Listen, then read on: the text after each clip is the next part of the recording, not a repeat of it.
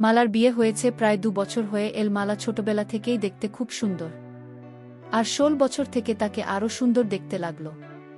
মালাকে দেখলে মনে হতো না যে এখনও ক্লাস 10-এ পড়ে। স্কুলের ইউনিফর্মে মালাকে দেখলে অনেক ছেলেদের ও প্রাপ্তবয়স্ক লোকদের মাথা ঘুরে যেত। স্কুলে যখন মালা খেলাধুলা করত তখন ছেলেরা তার দিকে তাকিয়ে যেন দেখত। স্কুলের ছেলেদের সঙ্গে সঙ্গে স্কুলের মাস্টাররা মালাকে খুব ভালোবাসত, আর সুযোগ বুঝে একটু আশীর্বাদ করে দিত। মালা নিজেও নিজের সুন্দর রূপের জন্য গর্বিত থাকত। মালা যখন 19 বছরের তখন মালার বিয়ে হয়ে গেল। জীবনের সঙ্গে বিয়ে পর্যন্ত মালা পর্দা করে লোকেদের কাছ থেকে নিজেকে বাঁচিয়ে রেখেছিল। বিয়ের আগে কারো সাথে সম্পর্কে জড়াবে না। বিয়ের পরে মালা তার স্বামীর সাথে খুব খুশি ছিল, কিন্তু সময়ের সাথে সাথে মালার স্বামী মালার সাথে সময় কাটানো কমিয়ে দেয়া, এটা মালার একটুও ভালো লাগত না। প্রায় সময় সে একাকিত্ব অনুভব করে। একবার যখন মালার স্বামী 3 মাসের জন্য অফিসের কাজে বাইরে গেল, তখন মালার দেবর মালার সাথে সময় কাটিয়েছে। একদিন মালার শ্বশুরের বাড়ি থেকে খবর এল যে তার শাশুড়ির খুব শরীর খারাপ হয়েছে। মালার শ্বশুর নিজের গ্রামের জমিদার, আর গ্রামে অনেক ক্ষেতখামার আছে। মালার বর রাজেন অফিস ছুটি না পাওয়ার জন্য গ্রামে যেতে পারল না, আর তার দেওর পড়াশোনার জন্য গ্রামে যেতে পারল না। আর তাই মালা একলা গ্রামে শাশুড়ি সেবা করতে চলে গেল। মালা বিয়ের পরে একবার তার শ্বশুর বাড়ি গিয়েছিল, আর তখন তার শ্বশুর শাশুড়ি খুব আদর যত্ন করেছিল, আর মালাও তাদের খুব সেবা করেছিল। মালা সুন্দর মুখ আর তার হাসি খুশি স্বভাবে তারা খুব খুশি ছিল। মালার শাশুড়ি সব সময় মালার গুণ গান করতেন, আর মালার শ্বশুর তার রূপে গুণে একেবারে মুগ্ধ। কিন্তু এবার মালার শ্বশুর আর শাশুড়ি মালাকে কম করে 2 মাসের জন্য মালাকে পাঠাতে বললেন। 2 মাস থাকতে হবে শ্বশুরবাড়িতে শুনে মালা চমকে গেল, কেননা 2 মাস স্বামী বা দেবর এর সঙ্গ ছাড়া মালার জন্য বেশ মুশকিল কাজ ছিল। গ্রামের বাড়িতে গেলে কারো সাথে সময় কাটাতে পারবে না ভেবে মালার মাথা খারাপ হয়ে যাচ্ছিল, কিন্তু তার কিছু করবার ছিল না। রাজেন এক রবিবারে সকালবেলা মালাকে একলা ট্রেনে বসিয়ে দিল, আর বলে দিল যে গ্রামের স্টেশনে নেমে যেতে। মালা ট্রেনের জন্য আজকে একটা চুড়িদার পায়জামা আর কুর্তা পরেছিল। কর্তাটা ছোট ছিল আর একটু টাইট বিধায় মালাকে একটু অস্বস্তিতে পড়তে হয়েছিল। ট্রেনের সবাই মালার দিকে তাকিয়েছিল। গ্রামের স্টেশন আসাতে মালা ট্রেন থেকে নেমে দেখল যে তাকে নিকে তার শ্বশুর আর শাশুড়ি এসেছেন। মালা শ্বশুরকে দেখে নিজের ওড়না নিয়ে ঘোমটা দিল। ট্রেন থেকে নেমে মালা তার শাশুড়ির কমলাদেবীর পা ছুঁয়ে প্রণাম করল। শ্বশুর দেখতে পেলেন যে বিয়ের পরে মালা আরও সুন্দর হয়ে গেছে। শাশুড়িকে প্রণাম করে মালা তার শ্বশুর অশোক ব্যানার্জিকে প্রণাম করতে গেল, আর সঙ্গে সঙ্গে তার শ্বশুর তাকে আশীর্বাদ করলেন। মালার শাশুড়ি তার বোমাকে কাছে পেয়ে খুব খুশি ছিলেন।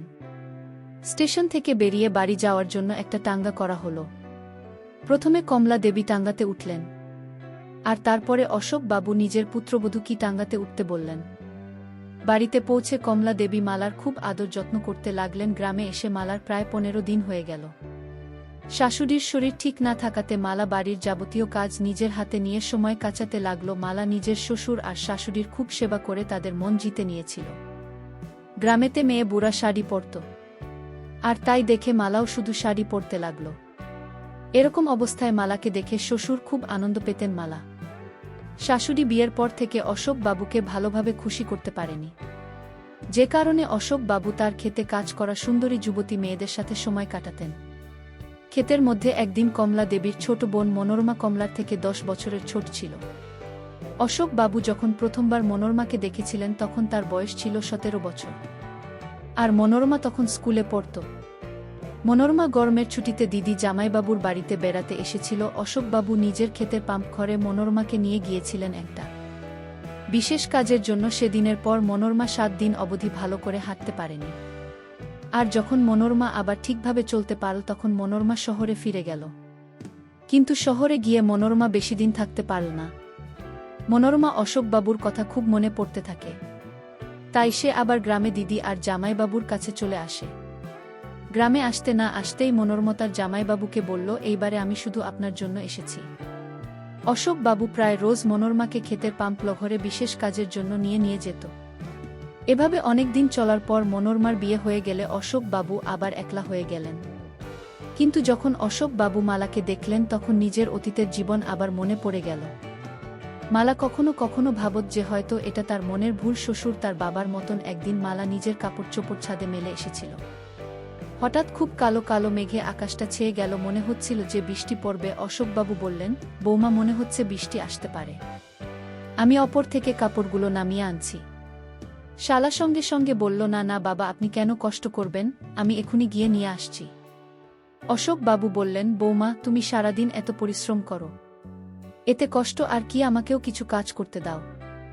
এই বলে অশোকবাবু ছাদে চলে গেলেন। ছাদে গিয়ে অশোকবাবু বুঝতে পারলেন যে কেন বৌমা নিজে কাপড় নামাতে চাইছিল। ছাদে গিয়ে দেখে দুইটা ছোট পোশাক দড়িতে ঝুলছে। পোশাক দুইটা অশোকবাবু পর্যবেক্ষণ করে দেখছিলেন বিশেষ কোনো ঘ্রাণ আছে কিনা। এদিকে শ্বশুরের হাতে এসব দেখে মালা লজ্জা পেয়ে গেল। মালা সঙ্গে সঙ্গে ঘোমটা দিয়ে বলল, বাবা, আমি এই জন্য বলছিলাম যে আমি নিয়ে আসছি, আপনি কেন এত মেহনত করলেন? অশোকবাবু সঙ্গে সঙ্গে বললেন, না না, এতে আর কি মেহনত। মালার পুরো মুখটা লাল হয়ে গেল। অশোকবাবু আবার জিজ্ঞেস করলেন, বৌমা, এতে লজ্জা পাবার কি হলো? গ্রামে তো আর মেয়েরা বা বুড়া এসব পড়ে না। যদি তোমার এগুলো পুরনো হয়ে গিয়ে থাকে তো তুমি তোমার শাশুড়িকে বলে শহর থেকে ও নিয়ে নিও। আমি যদি শহরে যাই তাহলে আমি নিয়ে আসব, নাও, এগুলো শুকিয়ে গেছে, রেখে দাও। এই বলে অশোকবাবু হাত বাড়িয়ে মালাকে সেগুলো দিয়ে দিলেন। একদিন কমলাদেবী শহরে কোনো কাজে যাবার ছিল। অশোকবাবু নিজের স্ত্রীকে নিয়ে শহরের দিকে রওনা হলেন। দুজনে সকাল সকাল বাড়ি থেকে স্টেশনের দিকে যেতে লাগলেন। রাস্তাতে অশোকবাবুর এক বন্ধুর সঙ্গে দেখা হয়ে গেল, আর সে নিজের গাড়ি করে শহরে যাচ্ছিল। অশোকবাবুর বলাতে ওনার বন্ধু কমলা দেবীকে গাড়ি করে শহরে নিয়ে গেলেন। আর অশোকবাবু বাড়ি ফিরে এলেন। বাড়িতে এসে দেখলেন যে দরজাটা ভেতর থেকে বন্ধ আর বাথরুম থেকে জল পড়ার আওয়াজ আসছে। বুঝতে পারলেন যে মালা ভেতরে আছে। মালা জানত যে তার শ্বশুর আর শাশুড়ি সন্ধেবেলায় ফিরবেন। অশোকবাবু বাড়িতে ঢুকে নিজের ঘরে চলে গেলেন। মালা জানত না যে তার শ্বশুর বাড়িতে ফিরে এসেছে। মালা জানত যে বাড়িতে কেউ নেই। একটু পর মালা বের হয়ে আসে আর জামা কাপড় শুকাতে দেয়। এদিকে অশোকবাবু আড়াল থেকে মালাকে দেখছিলেন আর মনে মনে কি যেন ভাবছিলেন। বন্ধুরা, ইউটিউবের করা নিয়মের কারণে এসব ঘটনা সরাসরি বলা যাচ্ছে না। তোমরা কমেন্টে দেওয়া লিঙ্ক থেকে আমার ওয়েবসাইট ভিজিট করো, সেখানে একদম খোলামেলা গল্প দেওয়া আছে। একদিন মালা খেতে যাবার জন্য শাশুড়িকে বলল, মা, আমি খেতে চাই, যদি তুমি অনুমতি দাও তো আমি খেতে গিয়ে আমাদের আসল দেখে আসি, শহরে তো এই সব দেখা যায় না। কমলা দেবী বললেন, আরে বৌমা, তুমি নিজের খেতে যাবে, এতে অনুমতি নেওয়ার কি দরকার, তোমার বাড়ির ক্ষেত, তুমি যখন ইচ্ছে হবে যাবে। আমি এক্ষুনি তোমার শ্বশুরমশাইকে বলছি যে তোমাকে ক্ষেত দেখিয়ে আনতে। না না মা, বাবাকে বলতে হবে না, আমি একলাই খেতে চলে যেতে পারবো। আরে তাতে কি হয়েছে, তোমার বাবা কয়েকদিন থেকে খেতে যেতে পারেননি, আজ তুমিও ওনার সঙ্গে খেতে ঘুরে এসো, যাও, তুমি জামা কাপড় বদলে এসো। মালা জামা কাপড় ছাড়তে চলে গেল। আর কমলাদেবী গিয়ে অশোকবাবুকে বললেন, কোথায়, শোনো একটু, আজকে তুমি বৌমাকে ক্ষেত দেখিয়ে আনো। বৌমা বলছিল যে একলা খেতে চলে যেতে পারবে, আমি বৌমাকে বলেছি যে তোমার সঙ্গে খেতে যেতে। অশোকবাবু বলল, ঠিক আছে, আমি বৌমাকে খেতে দেখতে নিয়ে যাব। কিন্তু যদি বৌমা একলা চলে যেত তো কি হয়ে যেত, গ্রামে কিসের ভয়? শাশুড়ি বলল, তুমি কি বলছো, বাড়ির বুকে একলা খেতে যেতে বলছো? মালা নিজেকে সামলাতে পারবে না। ততক্ষণে মালা শাড়ি আর ব্লাউজ পরে ঘর থেকে চলে এল। শাড়ি আর ব্লাউজ পরে মালাকে খুব সুন্দর লাগছিল। মালা বলল, বাবা চলুন, আমি রেডি। এরপর শ্বশুর আর বউ দুজনে ক্ষেত দেখতে বাড়ি থেকে বেরিয়ে পড়ল। মালা আগে আগে যাচ্ছিল আর অশোকবাবু পেছন পেছন হাঁটছিলেন। মালা মাথাতে ঘোমটা দিয়ে নিয়েছিল। অশোকবাবু বৌমার হাঁটা দেখে দেখে অনেক কিছু ভাবছিলেন। মালা ভালো করে জানত যে তার শ্বশুরমশাই তাকে অন্য চোখে দেখে, আর এখন ওনার দুইটা চোখ মালার দিকেই আটকে আছে। গ্রামের রাস্তা আস্তে আস্তে শুরু হতে লাগল, আর বৌমা আর শ্বশুর একটা ছোট রাস্তা দিয়ে হাঁটতে লাগলেন। হঠাৎ রাস্তার অন্য দিক থেকে দুইটা গাধা মালার সামনে এসে পড়ল। রাস্তা এত সরু ছিল যে গাধাদের সাইড দিয়ে এগোনো যাবে না, তাই মালা ধীরে গাধাদের পেছন পেছন হাঁটতে লাগল। হঠাৎ মালার চোখ পেছনের গাধাটার উপরে গেল, আর তার দিকে দেখিয়ে অশোকবাবুকে বলল, বাবা দেখুন, এটা আবার কেমন গাধা, এই গাধাটার 5টা পা আছে। বৌমা, তুমি কিছু জানো না, একটু ভালো করে দেখো, গাধাটার 5টা পা নেই। মালা আবার ভালো করে দেখল আর একটু অস্বস্তিতে পড়ল, কেননা গাধাটা 5টা পা ছিল না, আর পঞ্চম পাটা হলো গাধার পিচের 2 পায়ের মাঝের জিনিস। মালা বুঝতে পড়ল যে গাধারা কি করতে যাচ্ছে। এবারে মালার ঘাম ছুটতে লাগলো, পেছনে শ্বশুর মশাই চলে আসছেন।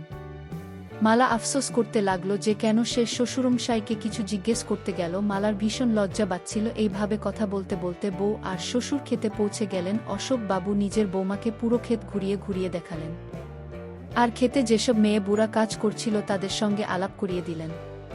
এত ঘুরে ঘুরে মালা হাঁপিয়ে গিয়েছিল। আর তাই অশোক বাবু একটা আমগাছের নিচে মালাকে বসিয়ে দিলেন আর বললেন, বোমা তুমি তোমার পায়ে তো বাছা হয়েছে, তুমি উই পাম্প ঘরে চলো, সেখানে তেলের বোতল আছে, আমি পা মালিশ করে দিব। মালা বলল, না বাবা, কি বলছেন আপনি, আমার থেকে বয়সে অনেক বড়, আপনি আমার পা মালিশ করবেন, এটা কি করে হয়? অশোক বাবু বললেন, আরে এতে কিছুই হবে না, তুমি আমাদের কত খেয়াল রাখো, আর আমি তোমার জন্য এটুকু করতে পারবো না।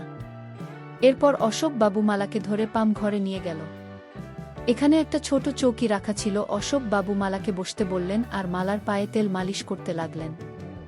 ধীরে ধীরে বাম ঘরের মধ্যে অনেক কিছু পরিবর্তন হতে শুরু করে। ক্ষেতের মধ্যে গ্রামের যেসব মেয়েরা আর বুড়া কাজ করত তারা দেখল পাম ঘরের ছোনের বেড়া ভূমিকম্পের মতো কাঁপছে, কেমন যেন শব্দ হচ্ছে। ঘণ্টাখানেক সব কিছু স্বাভাবিক হলো আর অশোক বাবু মালাকে নিয়ে বেরোলেন। অশোক বাবুর সেবা যত্নে মালা অনেক খুশি হয়েছে। এরপর থেকে মালা প্রায় সময় আমঘরে যাওয়ার বায়না ধরত। আর অশোক বাবু মালাকে নিয়ে পাম্প ঘরে যেত। বন্ধুরা, ইউটিউবের গল্পগুলো শুনে মজা না পেলে আমার ওয়েবসাইটে দেওয়া গল্পগুলো শুনতে পারো। সেখানে প্রতিদিন খোলামেলা গল্প আপলোড করা হয়। কমেন্টে ওয়েবসাইটে লিংক দেওয়া আছে।